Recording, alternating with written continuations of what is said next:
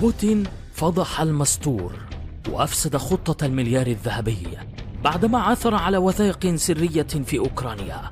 لماذا قد يختفي البشر بسبب المثلية؟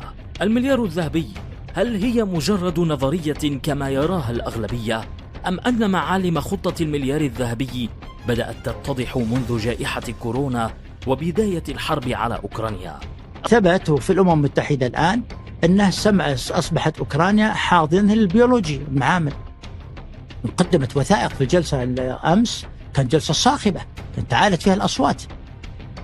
وش الفكرة؟ قدموا الأمريكان، قدموا الروس وثائق ومصورات تثبت المعامل البيولوجية وأسماء الأمريكان، أسماء الشركات الأمريكية، وجابوا حتى الطيور المستخدمة في الترحيل ونقل البيولوجي والربط الإلكتروني، وجابوا وقالت منظمة الصحة العالمية احنا ما عندنا خبر، قالوا لا تكذبون، هذه زياراتكم، هذه بياناتكم.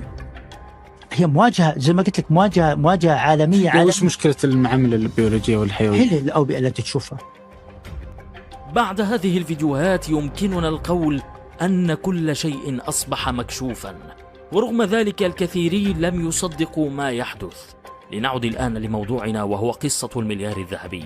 خطة المليار الذهبي خطة تتبناها مجموعة من البشر تتميز بالتحكم في العالم اقتصاديا وسياسيا، وهو ما نسميه بالدولة العميقة.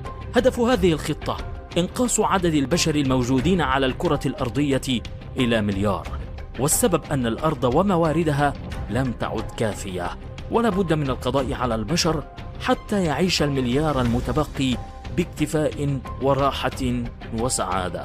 في أدلة أيضا ما يعرف بألواح جورجيا أو نصب جورجيا الذي يعود إلى الثمانينيات، يوجد في ولاية جورجيا الأمريكية، وقد تعرضت للتخريب في الفترة الأخيرة من طرف مجهولين، وهي ألواح من الجرانيت. من قام بتنصيبها أيضا شخص مجهول ولا يعرف سبب وجودها، لكن المثير للجدل هي الوصايا العشر المكتوبة عليها ب8 لغات مختلفة، منها اللغة العربية واللغة العبرية. ومن هذه الوصايا يبقوا عدد الجنس البشري أقل من 500 مليون نسمة في توازن دائم مع الطبيعة. أضف إلى هذه الحقائق ما يقدمه الإعلام الأمريكي عبر أفلام هوليوود. لا يخفى على الجميع أن هدف إعلامهم هو تهيئة العقول وزرع هذه الأفكار المخيفة ليتقبل العقل البشري ما سيحصل على أرض الواقع. وفي إطار النظرية أنتجوا عدة أفلام، أشهرها فيلم Avengers Infinity War الذي بيّن نظرية المليار الذهبي بشكل واضح. وقد تبين أنه من أهم الوسائل المستعملة في هذه المؤامرة ضد البشرية هي الحروب المفتعلة منذ عقود، إضافة إلى أهم وسيلة وهي حرب الفيروسات أو ما يسمى بالحرب البيولوجية. هذا ما رأيكم بتصريحات بيل جيتس؟ ما رأيكم بجائحة كورونا؟ ما رأيكم بما يسمى جدري القرود؟ وما رأيكم بدعم المثلية؟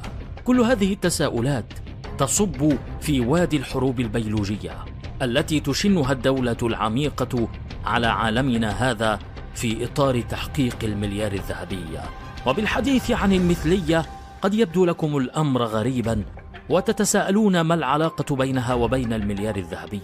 بكل بساطة، لو انتشرت المثلية وأصبح الرجل يضاجع الرجل والمرأة تضاجع المرأة ولم يعد هناك زواج على الفطرة، فمن سيلد أجيال المستقبل؟ هكذا سيتناقص المواليد عاما بعد عام، وفي نفس الوقت يزداد عدد الوفيات بسبب الحروب والأوبئة، فينقص عدد البشر في عالمنا بشكل خطير. ما نقوله صار شيئا ملموسا منذ سنوات وبشواهد ثابتة، وتم إرضاخ عدة دول من بينها دول عربية وإسلامية لتوقيع اتفاقيات تضمن حقوق المثليين، وتفشت الظاهرة في الغرب والقادم أخطر. يتلاعبون بالبشر والهدف سيطرتهم على هذا العالم والوصول إلى المليار الذهبي. ولكن السؤال الأهم، لماذا المليار الذهبي؟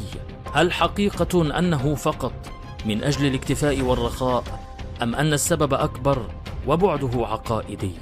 نتمنى أن تشاركون الرأي بالتعليقات أسفل هذه الحلقة الهامة،